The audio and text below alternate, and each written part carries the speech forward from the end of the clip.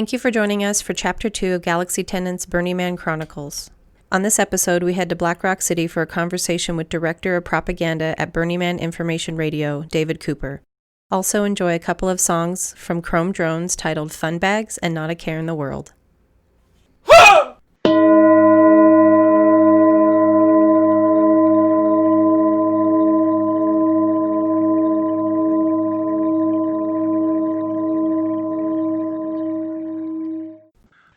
I'm here with David Cooper from BMIR. How are you, David? Good. Yeah. Good. Thanks for having me on this. Can you give me a little bit of the history and background on BMIR, Burning Man Information Radio? And for those who are listening who don't know, it's 94.5, the voice. FM, yeah. And I'm the voice of the man, the voice of Blackrock City. All my views are my own, and I'm not speaking on behalf of the Burning Man organization. I'm a volunteer. I'm staff. My opinions are, related, in some cases rarely accurate, but I am not a mouthpiece of the organization. I have been only volunteering at the station for 5 or 6 years now. So the lore history I have rough knowledge of, but I worry I will get it wrong. But I'll give you what I think is the brief history of it. Whatever you don't know, just make it up. Fill in the blanks. So, fucking Moses comes down from the mountain with these tablets. And God, it's weird being interviewed. I'm so used to interviewing people. I always look at people who are really articulate as interviewers, and then when I heard an interview with Ira Glass, and he was just stuttering through the whole thing, and I was amazed by that. I guess 10 years ago, 20 years ago, a couple of burners wanted to set up a station, and so they did. I know that Bob Zilla was there. I know that Zeus was there. Those are the two members of our camp that I think have been there through it all. I know there are others, and by not naming them, I am a bad burner. But so it was them in a trailer hobbling over some cheap equipment, only broadcasting for a few hours a day. At some point, this station becomes affiliated with the organization. After that, there is sort of I think this is maybe 12 years ago, there is a effort to get the station going 24 hours, have 24-hour of live programming, use real kind of radio automation technology, get a massive antenna that you can now see today. And from there, the station just grows sort of to a group of 50, 60 people. And that's kind of the really crappy history of the station that I should know better because I've been told it 100 times. I've been sober a year. I haven't had a drink or done drugs. Not that I ever would do drugs, ever. Right. Of course not. Well, I guess now that I have my green card, no, I've never done drugs. Yeah. I've been told these stories totally fucked up out of my mind, but... BMIR is the most beautiful, disturbing, fucked up programming that I've ever heard in my life, and I'm infatuated. You're welcome. Yeah, I'm infatuated with it. I take that as a great compliment. And meant and delivered as such. What are some of the challenges with being on the actual airwaves? Are there like FCC rules that you have to skirt, or how does that work? Because as you're coming around the corner from Gerlach there, around that curve, it comes in and, you don't have to be on the playa to get it. And then obviously you guys are distributing through the website and apps. But do you have any sort of guidelines you're supposed to follow? Yeah, we follow the FCC guidelines-ish. We don't censor music. But in terms of content, obscenities, profanity, what is it? Obscenity, profanity, and decency. I know these things. I just totally forget. I think the safe harbor hours, which are 8 or 10 a.m. to 8 or 10 p.m., something like that. We try to keep it cleanish. If it's newsworthy, sex is okay. If it's newsworthy, kind of drugs-ish are okay. On top of that, we typically don't trash law enforcement. We don't trash local communities. We follow the FCC broadcasting guidelines in spirit. I know that stuff's complaint-based, and I doubt someone would complain. That's a good point. That makes a lot of sense that it would be, there wouldn't be that spotlight because there hasn't been complaints, because it is a limited area where it's broadcast. And it's just mainly Blackrock City. I don't know what the wattage of the antenna is. It's 50 or 25 or 100. It reaches 10, 15, maybe 20 miles. So right. One of my favorite parts of the experience is coming around that curve, and we tune into 94.5. It's nothing but static. And then slowly, like a mirage in the desert, like it just fades in. And then it gets crisper and crisper until you know you're at Burning Man, because on your radio is this beautiful broadcast of BMIR. I remember that feeling of my first burn, and also just being so intimidated by, at that point, I had not done any comedy. I had not done any broadcasting. I did my first... I'm a comedian, by the way. So the programming that I do is talk. It's typically interview, conversational. What is your story? When did you start attending Burning Man, and what drew you to that experience? That's a great question. 2013 was my first year, so I'm a relatively new burner. I go with my then ex-wife. My marriage falls apart 3-4 months later. Can't say there was a correlation. Maybe there was. It was a crazy burn, but I went for 5 days. I left garbage in the porta potty. I took. I went to just house music parties. It was off my face on drugs. Everyone in my camp hated my group because we didn't do anything. Just take, and not really at all a member of the community. Really bad civic values. I'm embarrassed to say the garbage in the porta potty. Let's just say that was an exaggeration. It's great, though, that you can actually point that out, because hopefully other people can learn from what you're saying, because there are a lot of people who show up and they don't have the proper guidance. And, it happens. Mistakes are made. But here you are, now you're beyond those mistakes, and you're talking about them in a productive way. I think that's good. It's funny. A lot of the people I went with then, like the ones that still go to Burning Man, they don't camp with. That camp is no longer. Mm-hmm. I have a friend who's a carpenter, and now he goes and he builds shit early. I do comedy. I'm involved with like broadcasting. I have a friend who's like a really nice person, and she's like a therapist-y type, and she works with endo. So it's just funny to see this small camp, all these people that just showed up to party who are now involved with the event, kind of get involved and have a sense of burner civic duty, if you will. It's great, because a lot of people will go that one time and they get, dust in their crotch, and they're like, I'm out of here. This is I had awful. A panic attack the second I got out of the car. I was like, you gotta, and it was a big military barracks tent, and the people running my camp had said there'd be electricity. It would be like sealed off. And I get there, and it's just the door to the tent, and the walls are flowing in the wind.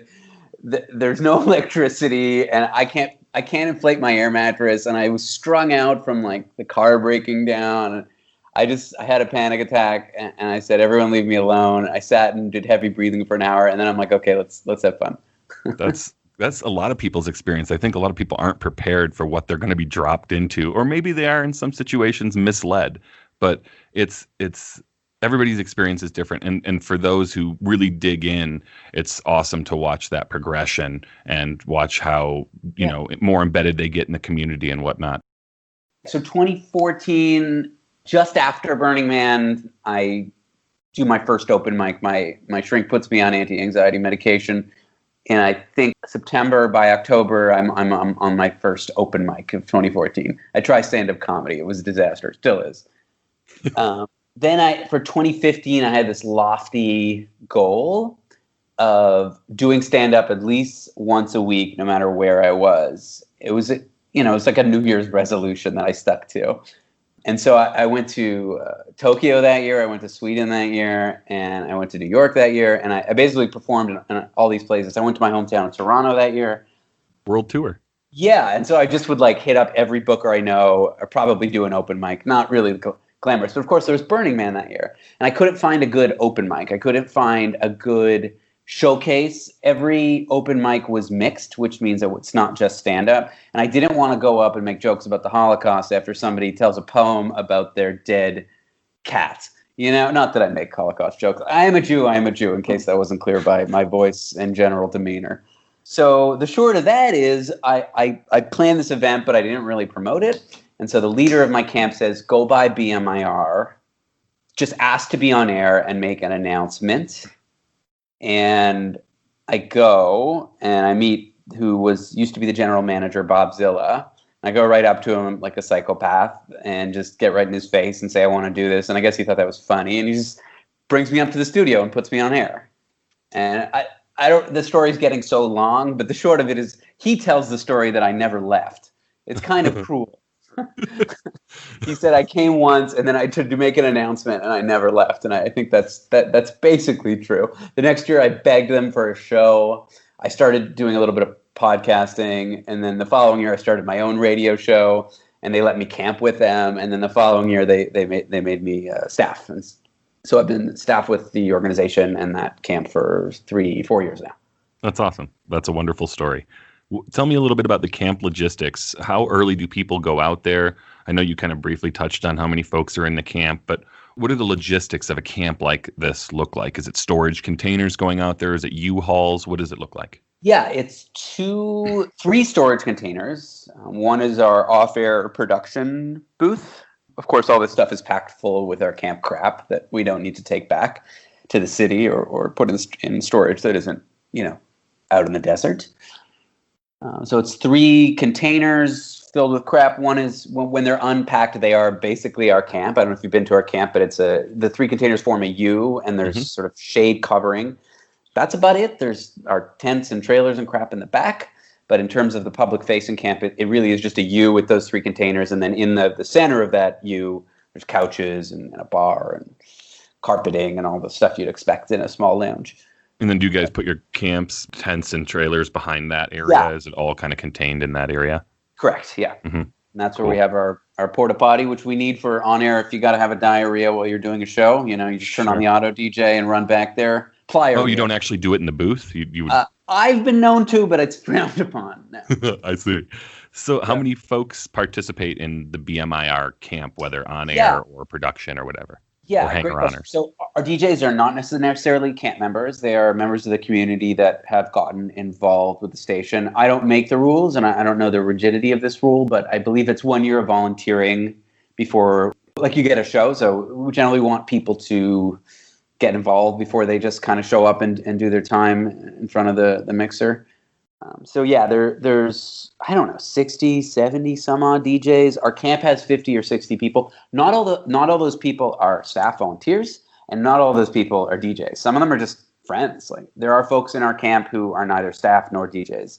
They camp with us. They love us. They're friends of friends. They are significant others. So we are sort of a real camp. Not everyone there is involved with the actual logistics of the station. There are folks who are just involved with the logistics of our camp, helping feed us, helping set up the kitchen, helping the day-to-day runnings of a camp.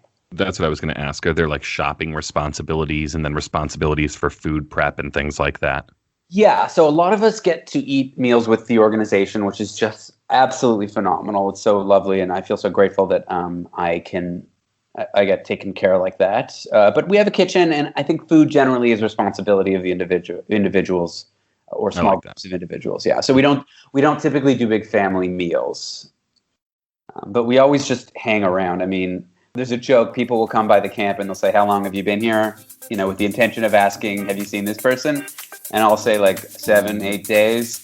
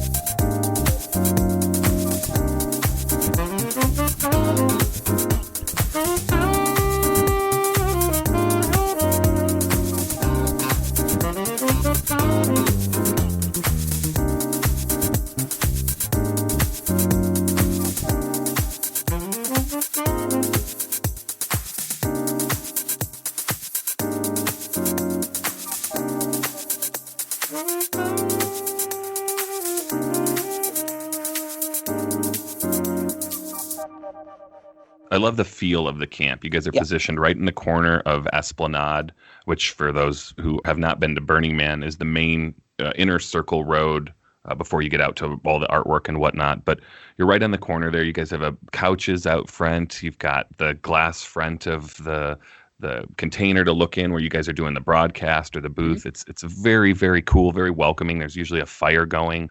The best view of the play. You can just sit on our couches that face out into the Esplanade, and it's like television. Just and watch. I have, it's stunning. It's such a great location. But let's dive in just to a little bit about the programming itself and how the shows are assembled. I know some of the commercials are previously recorded and submitted by camps. Can we just talk a little bit about the programming? Yeah, that's a big. And to answer your question earlier, I usually get there a week or two early. Like we get there typically the Monday before, so a week early generally. And we don't stay too late. We usually leave the Tuesday after. So I'm generally there for 15, 16 days. Mm-hmm. A long time. It's enough. I'm ready to go after that. I bet. Yeah, I bet. But the programming is what you want to test. What I'm curious about is just how some of those shows come together, how much of it's live, how much of it's pre-recorded, and really how it works. One of my favorite parts of BMIR is the commercials that the camps put together because they are so fucking ridiculous. The events are so nonsensical. It's masterful. Like come to the Orgy Dome or come to the Peak Cock Out or Shirt Cocking Fridays or something. Yeah, sure, like peanut butter sandwiches and hand jobs or circle jerk or something. You know, it's funny ass shit, but it's chaos. It's very representative of the event itself. The chaos. I think that theme of chaos is a good one, and I think it speaks to the programming well. What you've asked sort of has two parts. So we try to run, I always say it's almost like we're a real BMIR, it's almost like we're a real radio station. We do try to run our station as if I suppose it is a real radio station. It's just Burning Man, so it seems surreal. We try to run it like that, so which means we have stop sets of advertisements, or we run ourselves with stop sets of advertisements or groups of advertisements, blocks of them. 3 times on the hour, or what the DJs are supposed to do. If they don't, they get in trouble. Which means we have station ID, we have advertisements, we have PSAs, and you hear those 3 times an hour, and they're between 3 and 5 minutes in total. And so to ask about that, what goes on during those stop sets is, of course, advertisements. Well, we're not advertising for Coca-Cola. We're not advertising for the Forever 21. We're advertising for events and things that are going on in the city. So before the event, on Jackrabbit Speaks, on social media, we solicit camps to send in 30-second to 1-minute clips of their events. We get a massive amount of submissions. On top of that, we have an off-air production trailer that's used for a variety of purposes, which we'll probably get into, but one of them is camps can come by during the event, Monday to Friday, and record advertisements, and then once they're recorded, they get magically through our production. I guess she's I don't even know what her title is now. Her number 2 in command, Jex. She puts them into the system, and they go into the broadcast automation software. So that's how that works. It's both pre-recorded before the event and recorded during. But those are pre-recorded. Mm-hmm. And then what else goes in the stop sets is we found that towards the end of the event, this is about 3 or 4 years ago, the advertisements become stale. The event's on Monday. We want to take it out of the ad roll. So what we have now is a couple volunteers who use portable recording equipment. They go out into the field and they take 30-second to a minute stories, or we cheat and try to get people to come into our production trailer. And so those stories are typically called Diaries of the Dust. Maybe they're called Burn Barrel stories now. I'm not sure. Diaries of the Dust. Let's go with that. And the advertisements get switched over to these stories, which are very interesting. Some of them are kind of compelling. I recorded one of a little girl that was just about her first time getting to play the, what's that little guitar thing called? The ukulele. And she was just like this uplifted spirit little girl talking about maybe how her parent died and she always wanted to play the ukulele or something. Maybe I'm making this up. I used to have a drug problem. But so yeah, those stories are kind of what what the advertisements transition into throughout the week. And of course, there's public service announcements. It's incredible programming, and I find most of the programming to be compelling just because it doesn't exist in this form anywhere else. This kind of programming, it's really wonderful. And then I don't know if you have another question, but the other side of that is the shows themselves. Mm-hmm. And so the folks are in there live, just randomly doing whatever it is that they do, which is hilarious. The big emphasis on creative control goes to the artists and DJs. There's a few rules. I touched on them later. Like, don't trash local communities. Don't trash the org. Don't trash law enforcement. Although you can sort of trash the org. Fuck the DMV. No, they're great. Love them. Big fan of the DMV. You said there's also like a production trailer. So what does that entail? Is that just like a huge trailer with all audio equipment and? Yeah. So that's where these advertisements get recorded. That's where these Diaries of the Death stories get cut. That's where public service announcements from the organization get recorded. That's where anything that needs to happen off air, programming the radio automation software that plays these things every 20 minutes, making sure the streams are online for those listening at home.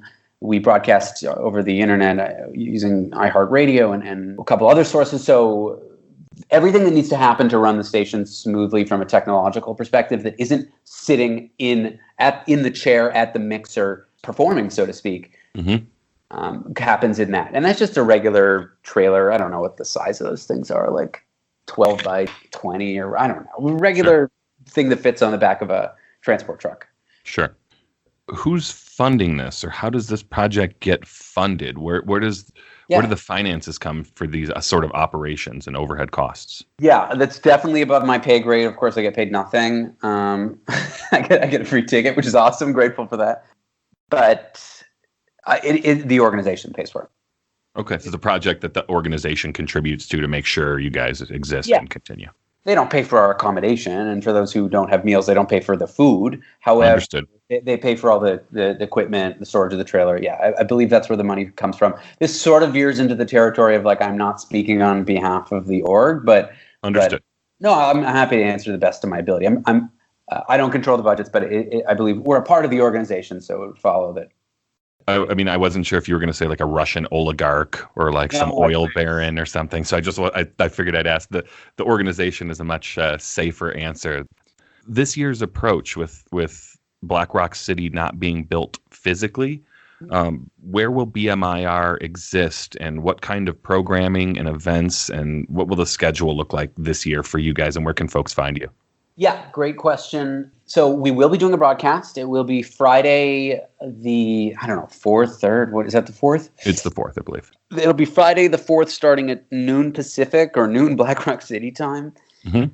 Going all the way to Monday. I think we were supposed to be noon, but then all of the, DJs are hard to wrangle. A bunch of people signed up. So I think we'll be going later than that, but it'll end sometime on the Monday. Mm-hmm.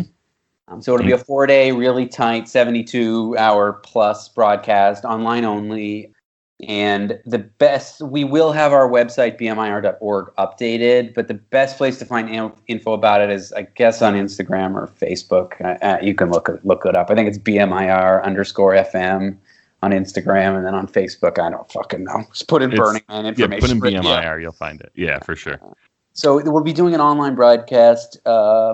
It's all new technology. It's interesting that we're speaking because I'm the builder of that technology. So in my day job, I'm working tech, of course. It's such a common rolling into the back of the head career of a burner, being a techie. But one of my hobbies is not just performing radio, but how streaming, automation, all that technology works. So getting a bunch of DJs who have no idea how to live stream and no idea how to mix like the output of their computer. I'm sure you know a lot about audio.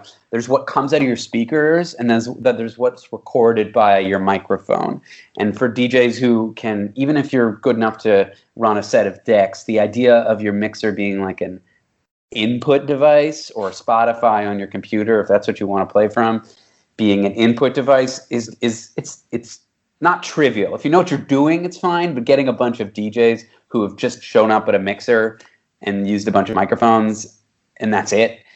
Getting them all so that they can live stream from their houses and have that be a consistent stream where listeners don't disconnect, and have, in case a DJ doesn't show up, have a backup plan, so some sort of automation or auto DJ running in the cloud, so to speak. It's been non-trivial to set up. So that's what I've actually been working on the last week or so. It's been a fun project. I'm really grateful for all the work that you're doing and all the work that the DJs and everybody behind the scenes are doing, because BMIR is one of my absolute favorite aspects of Burning Man. And being able to not be on Playa and not have the experience, it's even more important to me to have just a little bit of BMIR that I can get, and it helps me to cope with the fact that I will not be out there. We won't be out there. So thank you for that. Yeah, of course. What is your takeaway from Burning Man in Blackrock City? What have you taken from the entirety of the experience? Yeah, that's a great question. I'm not sure I would be doing radio today if I hadn't gone to Burning Man, if I hadn't gotten involved with BMIR, if the leadership there hadn't kind of taken their risk on me to be a member and then volunteer. So I'm very grateful for that. It was I really loved being on air when I just walked in there in 2014 to do a live advertisement. And I begged them for a show next year, and they made me write a novel about how I was going to give back to the community and not just show up and do my show. And then they agreed to do it after volunteering for a year. But my anxiety, I guess, which speaks to being a Jew that I talked about earlier, my anxiety about it made me reach out to all my comedian friends to get booked on their radio shows and podcasts so I could practice. And the first one that I did, it was like something turned on for me. This was the medium, this was the form of art that I'd been waiting for like my whole life. Stand-up, I still do, but it's kind of like pulling teeth. I thought it was sort of what I loved, but when I got into long format conversational media, so radio, podcasting, that sort of thing, new media, conversational, long format, whatever the hell that is, that's something I love and want to just dive into and pursue. And I'm fortunate enough to have been able to do that. So, yeah, I don't know. That was sort of an inarticulate way of saying I found my art form through Burning Man and BMIR. There you go. That's beautiful. And I was going to leave on a happy note, but I decided let's not. What's your least favorite part about Burning Man? Okay. My least favorite part. That's a great question. I don't know. I think the physical hardship of it all is what makes it such a special place. So I'm not going to shit on that. My least favorite part of Burning Man. I don't know. Is that the point? I mean, when you go, it's really the range of emotions that makes the experience so wonderful. So you get these massive lows. So I can't say that's my least favorite part, even though in those lows, they are my least favorite part. Valleys are what make the peaks. The porta potties, I guess. I mean, I have IBS, so I'm running in and out of there fucking, 5-6 times a day. It's awful. And absolutely would have been my answer. I'm in there with diarrhea with the sauna. It's awful. I don't even mind the porta potties, like if I could just shit once a day. But I'm lactose intolerant. I'm probably gluten. I just don't respect gluten. I respect celiac, but I think gluten intolerance is made up, and I probably have it. But I eat pasta and bread. I'm not going to give that up. What are you, crazy? And then I'm lactose intolerant, but I treat that as more of a challenge. I know I could take the lactate pills or the daily supplement, the enzyme, but I don't do that. And of course, I love dairy. Who doesn't? And just generally, I think even if I didn't have those problems, I would still have a weak stomach. My mom, when we were kids, we would go for Chinese food, and she'd be screaming at my father on the drive home and farting the whole time because she had diarrhea. And we'd get to the door, and she'd sprint. And of course, the reason is after the Chinese food, she would get an ice cream cone. She'd call it a nutty cone, but I think it was a drumstick. It's the porta potties to answer that one. That's my answer too, for sure. Fuck the porta potties. Thank you so much for this conversation. Send a thank you to your team for all the hard work just from us. So grateful for you guys, and hopefully we'll catch up with you sometime on the playa. Yeah, check me out online. I got a weekly show. The website's www.jew.pizza.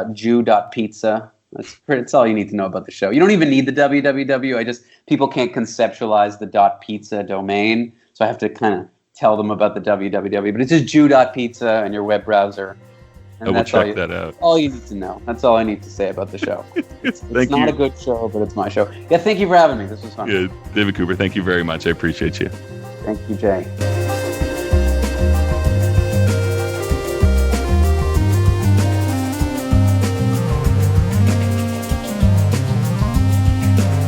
In my hand, I am holding the program for Burning Man 2016, Da Vinci's Workshop. We're going to flip through it at random and read you a couple of events that our fingers land on. Tuesday at 12 p.m. to 2:30 p.m. Tasteless Tuesday cold pickle service. Got too much dust on your tongue? Reset your taste buds and stop by for a cold pickle on a hot and dusty afternoon. Pretty Pickle Camp, Florin, and 9:15. Monday from 6 o'clock p.m. to 7 o'clock p.m. Fire Village Parade. Parade with us down 6 o'clock to Center Camp, where we will join with the opening ceremony to Fire Jam. Bring instruments and fire tools. Meet at Hellfire Society, Guild, and 615. Saturday, 12 p.m. to 2 p.m. Drag Ball. Calling all kings and queens, glam up and disco down at our drag ball hosts, Burning Dog, Booty Mistress Cassandra, Sweet Marie, Bar Mistress Josie, Gallivant, Effigier, and 345.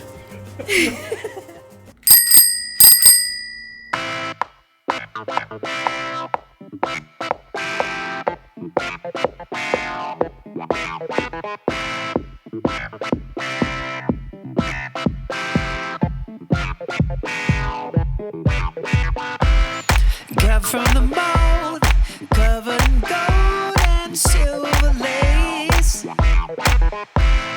Daring and bold, wise and beholden to a grace. All night, after the setting sun, we'll dance into the dark and then when we come on. All night, you know we're here to stay. We'll dance into the dark until the light of day.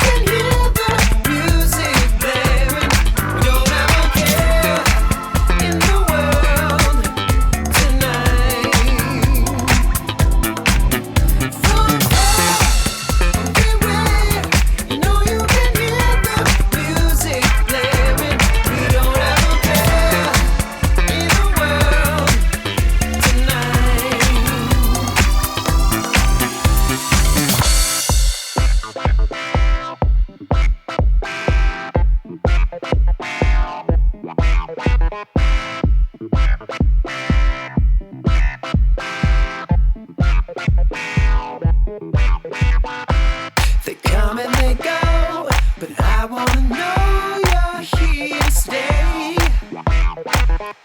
If for only tonight, 'cause we're gonna dance the night away.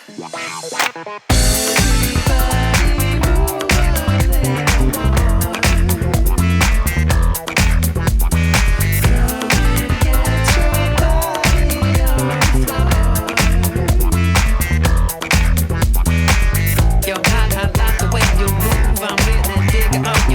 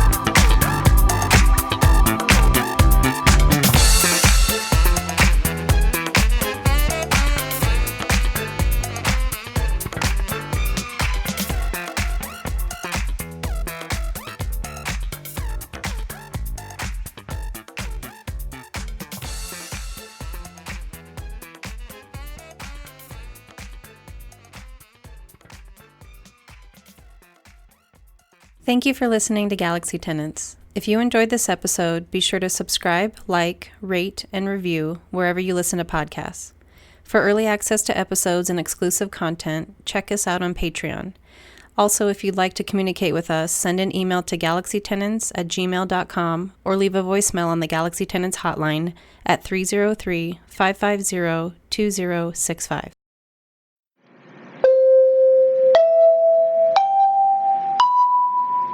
You've reached the Galaxy Tenants hotline. Please leave a message.